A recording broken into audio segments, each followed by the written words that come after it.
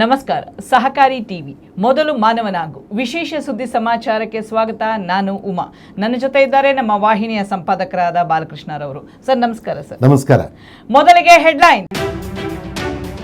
ಸೌಹಾರ್ದ ಸಂಯುಕ್ತ ಸಹಕಾರಿ ನಿಯಮಿತ ಕೇಂದ್ರ ಕಚೇರಿಗೆ ಭೇಟಿ ನೀಡಿದ ರಾಷ್ಟ್ರೀಯ ಸಹಕಾರಿ ನೀತಿ ರಚನೆ ಸಮಿತಿ ಅಧ್ಯಕ್ಷ ಸುರೇಶ್ ಪ್ರಭು.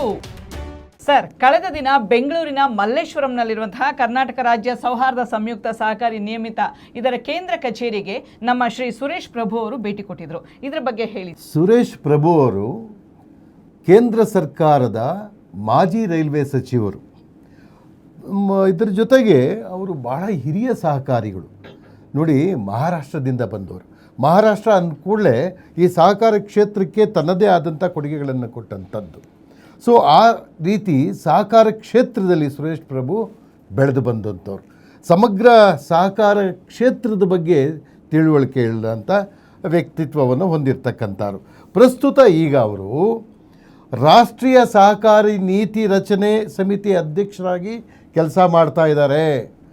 ರಾಷ್ಟ್ರೀಯ ಸಹಕಾರಿ ನೀತಿ ರಚನೆ ಸಮಿತಿ ಇದು ಬಹಳ ಒಂದು ಈ ಸಹಕಾರ ಕ್ಷೇತ್ರದ ಅತ್ಯುನ್ನತವಾದ ಜವಾಬ್ದಾರಿಯುತವಾದ ಸ್ಥಾನ ಇದು. ಯಾಕಂದರೆ ಇಡೀ ರಾಷ್ಟ್ರದಲ್ಲಿ ಸಹಕಾರ ಕ್ಷೇತ್ರ ಯಾವ ರೀತಿ ನಡೀತಾ ಇದೆ, ಯಾವ ರೀತಿ ಅದನ್ನು ಅಭಿವೃದ್ಧಿಪಡಿಸಬೇಕು, ಎಷ್ಟೆಲ್ಲ ಸಹಕಾರಿಗಳಿಗೆ ಕೇಂದ್ರ ಸರ್ಕಾರಗಳಿರ್ಬೋದು, ರಾಜ್ಯ ಸರ್ಕಾರಗಳಿರ್ಬೋದು, ಏನೆಲ್ಲ ಕೊಡುಗೆಗಳನ್ನು ಕೊಡ್ಬೋದು, ತಿದ್ದುಪಡಿಗಳನ್ನು ಮಾಡ್ಬೋದು ಅನ್ನೋ ಒಂದು ಸಮಿತಿ ಅದು. ಸೊ ಎಲ್ಲ ರೀತಿಯಾಗಿ ಅದು ನೋಡ್ತಾ ಇದೆ. ಈ ರೀತಿ ಇರುವಾಗ ಸುರೇಶ್ ಪ್ರಭು ಅವರು ಸುಮ್ಮನೆ ಕೂತ್ಕೊಳ್ತಾರ, ಇಡೀ ದೇಶನ ಸುತ್ತಬೇಕಲ್ಲ. ಈ ಬಾರಿ ಅವರು ದಕ್ಷಿಣ ಭಾರತಕ್ಕೆ ಭೇಟಿ ಕೊಟ್ಟಿದ್ದಾರೆ. ಇಲ್ಲಿ ಎಲ್ಲ ಸಹಕಾರ ಸಂಸ್ಥೆಗಳಿಗೆ, ಮಹಾಮಂಡಲಗಳಿಗೆ ಭೇಟಿ ಕೊಟ್ಟು ಅವರವರ ಎಲ್ಲ ಚಿಂತನೆಗಳನ್ನು, ಅಂದರೆ ಅಭಿವೃದ್ಧಿಗೆ ಪೂರಕವಾಗಿ ಬೇಕಾದ ಮಾಹಿತಿಗಳನ್ನು ಪಡ್ಕೊಳ್ತಾರೆ. ಈ ಒಂದು ಕಾರ್ಯಕ್ರಮದಲ್ಲಿ ಒಂದು ಸಂಯುಕ್ತ ಸಹಕಾರಿಯ ಅಧ್ಯಕ್ಷರಾದ ಶ್ರೀ ಜಿ ನಂಜನಗೌಡ ಅವರು ಮತ್ತು ಉಪಾಧ್ಯಕ್ಷರು ಪ್ರಸನ್ನ ಕುಮಾರ್ ರವರು, ಹಾಗೆ ವ್ಯವಸ್ಥಾಪಕ ನಿರ್ದೇಶಕರಾದ ಶರಣಗೌಡ ಜಿ ಪಾಟೀಲ್ ರವರು ಮತ್ತು ಮಾಜಿ ಅಧ್ಯಕ್ಷರು ಶ್ರೀ ಮನೋಹರ್ ಮಸ್ಕಿ ಅವರು ಸಹ ಭಾಗವಹಿಸಿದರು. ಅಂದರೆ ಕರ್ನಾಟಕ ರಾಜ್ಯ ಸೌಹಾರ್ದ ಪತ್ತಿನ ಸಹಕಾರಿ ನಿಯಮಿತ ಬೆಂಗಳೂರಲ್ಲಿರೋ ಈ ಒಂದು ಮಹಾಮಂಡಲಕ್ಕೆ ಭೇಟಿ ಕೊಟ್ಟಿದ್ದರು.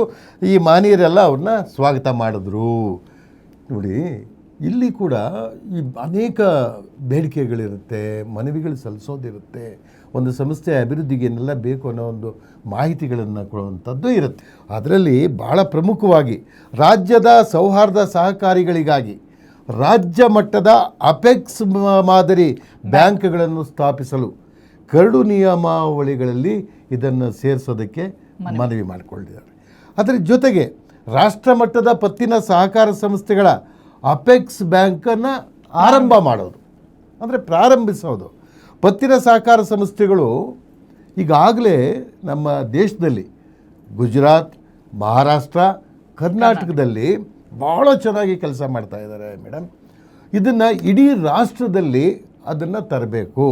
ಯಾಕಂದರೆ ಇದು ಯಾವ ರೀತಿ ಇವು ಫಾಲೋ ಮಾಡ್ತಾ ಇದ್ದಾವೆ, ಯಾಕೆ ಇದು ಈ ರೀತಿಯಾಗಿ ಫೇಮಸ್ ಆಯಿತು, ಸುಸ್ಥಿರಗೊಳಿಸಲು ಮತ್ತು ಅಭಿವೃದ್ಧಿಗೊಳಿಸೋದಕ್ಕೆ ಏನೆಲ್ಲ ಯೋಜನೆಗಳು ಬೇಕು ಅದ್ರ ಬಗ್ಗೆ ಮನವಿ ಸಲ್ಲಿಸಿದ್ರು, ರೂಪಿಸಿ ಅಂತ ಮನವಿ ಸಲ್ಲಿಸಿದ್ರು. ಸೊ ಇನ್ನು ಭಾಳ ವಿಚಾರ ಮಾಡುವಂಥದ್ದಂದರೆ, ಈಗ ಬೇರೆ ಬೇರೆ ಇಲಾಖೆಗಳಲ್ಲಿರುವಂಥ ಗ್ರಾಹಕರ ನ್ಯಾಯಾಲಯಗಳಿದೆ, ಕನ್ಸ್ಯೂಮರ್ ಕೋರ್ಟ್ಸ್. ಅದೇ ರೀತಿ ಪತ್ತಿನ ಸಹಕಾರ ಸಂಸ್ಥೆಗಳು ಕೂಡ ಪ್ರತ್ಯೇಕವಾಗಿ ವಿಶೇಷ ಗ್ರಾಹಕರ ನ್ಯಾಯಾಲಯಗಳನ್ನು ಸ್ಥಾಪಿಸಿ ಅಂತ ಒಂದು ಮನವಿ ಕೊಟ್ಟಿದ್ದಾರೆ. ಇದು ಭಾಳ ಪ್ರಮುಖವಾಗಬೇಕು. ಯಾಕಂದರೆ ವ್ಯಾಜ್ಯಗಳು ಬರುತ್ತೆ, ಅಲ್ಲಿ ತೀರ್ಮಾನಗಳಾಗಬೇಕು, ಆದರೆ ಅಲ್ಲಿ ಸ್ವಾಯತ್ತತೆ ವೆರಿ ಇಂಪಾರ್ಟೆಂಟ್ ಅದು. ಸೊ ಈ ರೀತಿಯಾಗಿ ತಮ್ಮ ಬೇಡಿಕೆಗಳನ್ನು ಕರ್ನಾಟಕ ರಾಜ್ಯ ಸೌಹಾರ್ದ ಸಂಯುಕ್ತ ಸಹಕಾರಿ ನಿಯಮಿತ ಮಹಾಮಂಡಳ ಮನವಿ ಸಲ್ಲಿಸಿದೆ. ಇದರ ಜೊತೆಗೆ ಅವರನ್ನು ಬರಮಾಡಿಕೊಂಡು ಅವರನ್ನು ಗೌರವಿಸಿ ಸನ್ಮಾನಿಸಿ ಅವ್ರನ್ನ ಭಾಳ ಪ್ರೀತಿಯಿಂದ ಈ ಸಹಕಾರ ಕ್ಷೇತ್ರದಲ್ಲಿರ್ತಕ್ಕಂಥ ಆಗುಹೋಗುಗಳ ಬಗ್ಗೆ ಮತ್ತು ಅಭಿವೃದ್ಧಿ ಬಗ್ಗೆ ಒಂದು ಪರಸ್ಪರ ತಿಳಿದುಕೊಳ್ಳೋದು, ತಿಳಿಸೋದು, ಅಂದರೆ ತಿಳಿದವರಿಂದ ತಿಳಿದವರಿಗೆ ತಿಳಿಸಿಕೊಡುವಂಥದ್ದು. ಹಾಗೆ ಈಗ ದೇಶದಲ್ಲಿ ಏನು ಫೆಡರಲ್ ಅಂತ ನಾವೇನು ಕರಿತೀವಿ, ಇದನ್ನು ರಾಷ್ಟ್ರ ಮಟ್ಟದ ಫೆಡರೇಷನ್ ಆಗಿ ಸ್ಥಾಪನೆ ಮಾಡಬೇಕು ಅಂತ ಒಂದು ಮನವಿಯನ್ನು ಸಹ ಸಲ್ಲಿಸಿದ್ದಾರೆ. ಈಗ ಕೆಲವು ಒಕ್ಕೂಟಗಳಿದೆ.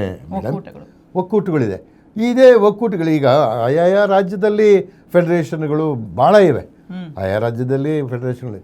ಸೊ ಇಡೀ ದೇಶಕ್ಕೆ ರಾಷ್ಟ್ರ ರಾಷ್ಟ್ರ ಮಟ್ಟದಲ್ಲಿ ಎಲ್ಲ ರಾಜ್ಯಗಳನ್ನು ಸೇರಿಸಿ ಒಂದು ಫೆಡರಲ್ ಒಕ್ಕೂಟ ಮಾಡಿದ್ರೆ ನಿಜವಾಗ್ಲೂ ಒಳ್ಳೆಯದು. ಯಾಕಂದರೆ ಅದಕ್ಕೆ ಎಲ್ಲ ಫೆಡರೇಷನ್ಗಳು ಅಲ್ಲಿ ಬಂದು ಸೇರಿಕೊಂಡಿರುತ್ತೆ, ಎಲ್ಲ ರಾಜ್ಯಗಳಿರುತ್ತೆ. ನೋಡ್ರಿ, ಅದು ಒಂದು ರೀತಿ ಮಹಾಸಂಗಮ ಅಂತ ಹೇಳ್ಬೋದು.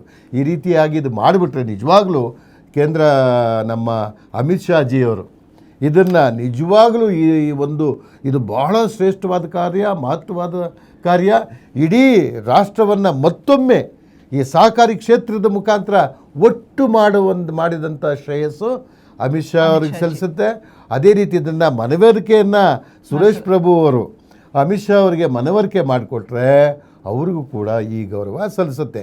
ಇಡೀ ದೇಶ ಮತ್ತೊಮ್ಮೆ ಈ ಸಹಕಾರ ಕ್ಷೇತ್ರದ ಮುಖಾಂತರ ಒಗ್ಗಟ್ಟಾಗೋದ್ರಲ್ಲಿ ಎರಡು ಮಾತೇ ಇಲ್ಲ. ಹಾಗೆ ನಾವು ಅವರ ಸಂದರ್ಶನ ಮಾಡುವಾಗ ಸಹಕಾರಿ ಟಿವಿ ಅಂತ ಹೇಳಿದ ತಕ್ಷಣ ಕರೆಕ್ಟ್ ನೀವೇ ಮಾಡಿದ್ದಲ್ವೇನ್ರಿ? ಕರೆಕ್ಟ್ ನೋಡ್ರಿ. ಸನ್ಮಾನ್ಯ ಶ್ರೀ ಸುರೇಶ್ ಪ್ರಭು ಅವ್ರಿಗೆ ಆಶ್ಚರ್ಯ. ಯಾಕಂದ್ರೆ ಸಹಜವಾಗಿ ನ್ಯೂಸ್ ಚಾನೆಲ್ಸ್ ಕಾಮನ್, ಮತ್ತೆ ಎಂಟರ್ಟೈನ್ಮೆಂಟ್ ಇರೋದು ಸಹಜ. ಸಹಕಾರಿ ಟಿವಿ ಅನ್ನೋದೇ ಒಂದು ಇದೆಯಾ ಅನ್ನುವಂಥ ಆಶ್ಚರ್ಯ. ಏನ್ರಿ ಇದು ಅಂತ ಕೇಳಿದ್ರು ಅವರು. ಹೌದು ಸರ್, ಸಹಕಾರಿ ಕ್ಷೇತ್ರದಲ್ಲಿ ಏನೆಲ್ಲ ಒಂದು ಸಾಧನೆಗಳಿದೆ, ವಿಷಯಗಳಿದೆ, ಎಲ್ಲವನ್ನ ನಾವು ಇದರಲ್ಲಿ ಟೆಲಿಕಾಸ್ಟ್ ಮಾಡ್ತೀವಿ ಅಂತ ಹೇಳಿದಾಗ ತುಂಬಾ ಆಶ್ಚರ್ಯಪಟ್ಟರು ಅವರು ಸಹಕಾರಿ ಟಿವಿ ಬಗ್ಗೆ. ನೀವೇ ಇಂಟರ್ವ್ಯೂ ಮಾಡಿದ್ರಲ್ಲ ಮೇಡಮ್, ನೋಡೋಣ ಏನು ಇಂಟರ್ವ್ಯೂ ಮಾಡಿದ್ದೀರಾ. नमस्कार, सहकारी टीवी पहले इंसान बनो। आइए, आज एक विशेष कार्यक्रम है। हमको आपको मिला थे मुख्य आदरणीय अतिथि महोदय सुरेश प्रभु जी। आइए उनसे बातचीत करेंगे। सर नमस्कार। सर सहकार क्षेत्र सदृढ़ है तो भारत सदृढ़ होता है, आप क्या बोलते हैं? देखिए, एक भारत की जो हम संकल्पना करते हैं, इसमें भारतीय नहीं होगा तो कोई भारत नहीं रह सकता। इसलिए भारत को समृद्ध करने के लिए भारतीयों को भी समृद्ध करना पड़ेगा। तो भारतीय और भारत एक ही समय समृद्ध होने का रास्ता क्या है? वो एकमेव रास्ता है सहकार, जिसमें समृद्धि भी देश के लिए आएगी, लेकिन साथ साथ में देश में रहने वाली जनता की ज़िंदगी में भी बदलाव आएगा। ये दोनों चीज़ जब तक साथ में नहीं चलती, तब तक जो भी हम रास्ता अपनाएंगे वो रास्ता लंबे समय तक हम नहीं चल पाएंगे।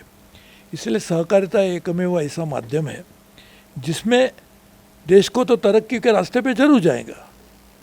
हमारे पास आज देश में भी ऐसी बहुत सारी संस्थाएं हैं। वैसे मैं कुछ समय से मैं पूरे देश में भ्रमण कर रहा हूँ, तो मैं कल अहमदाबाद में था, अमूल के मैनेजिंग डायरेक्टर मिलने आए थे। तो अमूल में 80,000 करोड़ का आज पूरे देश में आज वो कारोबार करते हैं। पूरा पैसा कहाँ जाता है? एक तो 80,000 करोड़ का कारोबार हो गया, उसका मतलब 80,000 जीडीपी में जोड़ा गया, लेकिन 80,000 करोड़ कहाँ गया? वो जाता है देश के किसान महिलाओं के खाते में।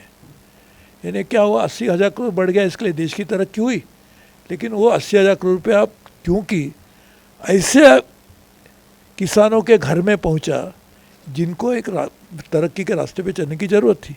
तो दोनों साथ में होने का एकमेव माध्यम हमारे पास सिर्फ और सिर्फ सहकार है। सर, और एक बात है कि महिलाएं और यंगस्टर्स ये सहकारी क्षेत्र में डिपेंडेंट नहीं हो रहे।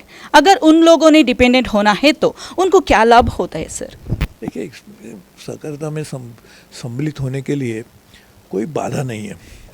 ऐसा कोई नहीं कह सकता कि जैसे कुछ हम कहेंगे कि पहले अंग्रेज़ों के टाइम में कहते थे कि Indians and dogs not allowed.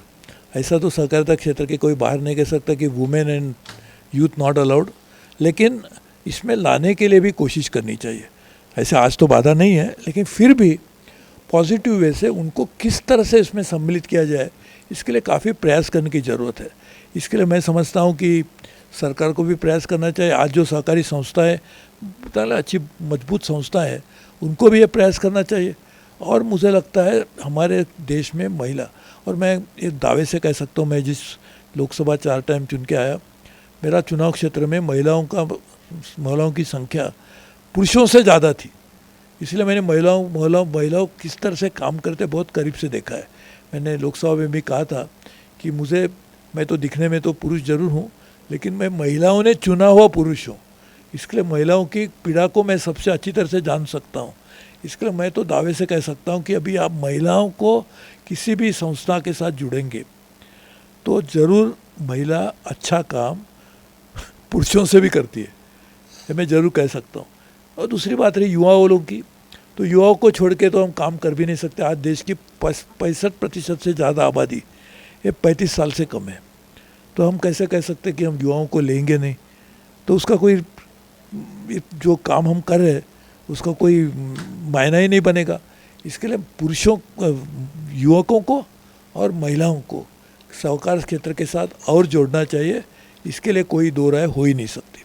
और सर, सेंट्रल गवर्नमेंट में श्री अमित शाह जी ने कोऑपरेटिव मिनिस्टर बने हैं और सहकारी क्षेत्र के लिए बहुत सारा परिवर्तन लाने के लिए योजना की है, इसके बारे में आप क्या बोलते हैं सर? देखिए, ये तो जिस रफ्तार से और जिस तेज़ी से और जिस दृढ़ता से सहकारी मंत्रालय काम कर रहा है, मैं मानता हूँ शायद और कोई मंत्रालय काम नहीं किया होगा। मैंने खुद केंद्र में 10 मंत्रालय संभाले और मैं 11 कैबिनेट मिनिस्टर का मैंने कारोबार संभाला। G20 G7 भी मैं देखता था 7 साल तक। तो इसके लिए मैं जानता हूँ कि सरकार की काम करने की प्रक्रिया कैसे चलती है। ये मैं अमित शाह जी सिर्फ कर सकते हैं। जिस तरीके से इन्होंने आज इतने तेज़ी से और पूरा संकल्प बना के आज उन्होंने सहकार मंत्रालय चलाने की कोशिश चला रहे हैं, और इसमें बड़ी मात्रा में बहुत सारे बदलाव पहले ही हो चुके हैं। लेकिन मैं समझता हूँ the best is yet to come. आप ये भी देखेंगे आने वाले दिनों में सहकार क्षेत्र पूरी मात्रा में एक नई उभारी से अपने सामने आएगा, और वही देश को तरक्की के रास्ते पे हमेशा के लिए चलेगा। Okay sir, Karnataka state media federation के प्रस्तुति ये सहकारी टीवी है, और स्टेट एंड सेंट्रल का सहकारी क्षेत्र का जो भी प्रोग्राम है लाइव टेलीकास्ट करते हैं। एंड सहकारी न्यूज़ है, अमृतवाणी, सहकारवाणी, ऐसे हर एक प्रोग्राम चलता रहता है। सहकार सप्ताह का लाइव टेलीकास्ट किए। हमारे सहकारी टीवी के बारे में आपका शुभकामनाएं। नहीं, सहकारी क्षेत्र को, सहकारी टीवी को शुभकामना देने की ज़रूरत ही नहीं है, क्योंकि सहकारी टाइम नहीं होता तो मैं आपसे बात भी नहीं कर पाता। तो शुभकामना के साथ मैं आपको धन्यवाद देना चाहता हूँ कि आपने इस तरह का एक नया उपक्रम शुरू किया, जिसके माध्यम से सभी सहकारी भाई और बहनों से बात करने का मौका मुझे मिला। और आपने जिस तरह से इतने दृढ़ता से प्रश्न पूछ रहे, तो इसे इसका एक वजह बनती है कि क्यों महिलाओं को सहकार क्षेत्र में लाना चाहिए। तो इसके लिए मैं समझता हूँ कि आने वाले दिनों में ऐसी एक चैनल्स हमारे देश के सभी राज्यों में, सभी ज़िलों में होना चाहिए, और उसका एक नेशनल हम लोगों को ब्रॉडकास्टिंग एक चैनल भी बनाना चाहिए। मैं समझता हूँ हम लोग सब प्रयास करेंगे और हम वहाँ तक, उस कड़ी तक जरूर पहुँचेंगे। और हर एक सहकारी परिवार से आपको आत्मीय धन्यवाद बोलते हैं sir. Thank you sir, thank you please. ಬಾ ಸೂಪರ್, ಎಷ್ಟು ಚೆನ್ನಾಗ್ರಿ ಪ್ರಶ್ನೆ, ಅದರಲ್ಲೂ ಹಿಂದಿಲಿ ಮಾತಾಡಿದ್ರಲ್ರಿ ನೋಡಿ, ಎಷ್ಟು ಅರ್ಥಗರ್ಭಿತವಾಗಿ ಅದಕ್ಕೆ ಉತ್ತರ ಕೊಟ್ಟರು ಅವರು. ಭಾಳ ಒಳ್ಳೆಯ ವಿಚಾರ ಇದು. ಯಾಕಂದರೆ ಸಹಕಾರಿ ಟಿ ವಿ ಕೂಡ ಬಸವೇಶ್ವರ ಸುದ್ದಿ ಮಾಧ್ಯಮ ಮಹಾಮಂಡಳ, ಇದು ಕೂಡ ಒಂದು ಫೆಡರೇಷನ್. ಇದರ ಮುಖಾಂತರ ಇಡೀ ದೇಶವನ್ನು ಒಗ್ಗೂಡಿಸ್ಬೋದು, ರಾಜ್ಯವನ್ನು ಒಗ್ಗೂಡಿಸ್ಬೋದು, ಸಹಕಾರಿಗಳನ್ನು ಈ ಸಹಕಾರಿ ಟಿ ವಿ ಮುಖಾಂತರ ಮತ್ತೊಮ್ಮೆ ಒಗ್ಗೂಡಿಸ್ಬೋದು. ಸೊ ಅವ್ರು ಎಷ್ಟು ಒಳ್ಳೆ ಮಾತುಗಳನ್ನು ಹೇಳಿದ್ರಲ್ವ. ನಾವು ಕೇಳೋದು ಇಷ್ಟೇ, ಯಾರು ಈ ಒಂದು ಚಾನಲ್ ವೀಕ್ಷಣೆ ಮಾಡ್ತಾಯಿದ್ದೀರಾ, ನೀವು ನಿಜವಾಗಲೂ ನಿಮಗೆ ಸಹಕಾರ ಕ್ಷೇತ್ರದ ಮೇಲೆ ಪ್ರೀತಿ ಇರೋದೇ ಆದರೆ ಈ ವಿಡಿಯೋವನ್ನು ಪ್ರತಿಯೊಬ್ಬರಿಗೂ ಶೇರ್ ಮಾಡಿ ಅಂತ ನಾವು ಈ ಮೂಲಕ ನಿಮ್ಮಲ್ಲಿ ಮನವಿ ಮಾಡ್ಕೊತೀವಿ. ಶೇರ್ ಮಾಡಿ, ಲೈಕ್ ಮಾಡಿ, ಸಬ್ಸ್ಕ್ರೈಬ್ ಮಾಡಿ. ಆತ್ಮೀಯ ಸಹಕಾರಿ ಬಂಧುಗಳೇ, ಇದು ಸಹಕಾರಿ ಟಿವಿ, ನಿಮ್ಮ ಟಿವಿ. ದಯವಿಟ್ಟು ರಾಜ್ಯದ ಎಲ್ಲ ಸಹಕಾರಿಗಳು ಇದರ ಸಬ್ಸ್ಕ್ರೈಬ್ ಆಗಿ ಇದರ ಶೇರನ್ನು ಪಡೆಯಿರಿ. ಸಹಕಾರಿ ಟಿವಿಯನ್ನು ರಾಜ್ಯಾದ್ಯಂತ ವಿಸ್ತರಿಸೋಣ, ಪಸರಿಸೋಣ. ಅದಕ್ಕಾಗಿ ತಮ್ಮೆಲ್ಲರಲ್ಲಿ ನಾನು ಮನವಿಯನ್ನು ಮಾಡಿಕೊಳ್ತಾ ಇದ್ದೀನಿ. ಆದಷ್ಟು ಬೇಗ ತಾವೆಲ್ಲರೂ ಇದರ ಸಬ್ಸ್ಕ್ರೈಬ್ ಆಗಿ ಮತ್ತು ಸದಸ್ಯರಾಗಿ. ಇಲ್ಲಿಯವರೆಗೂ ಸುದ್ದಿ ಕೊಟ್ಟಿದ್ದು ನಾನು ಉಮಾ. ನೋಡ್ತಾ ಇರಿ ಸಹಕಾರಿ ಟಿವಿ, ಮೊದಲು ಮಾನವನಾಗು. ನಮಸ್ಕಾರ.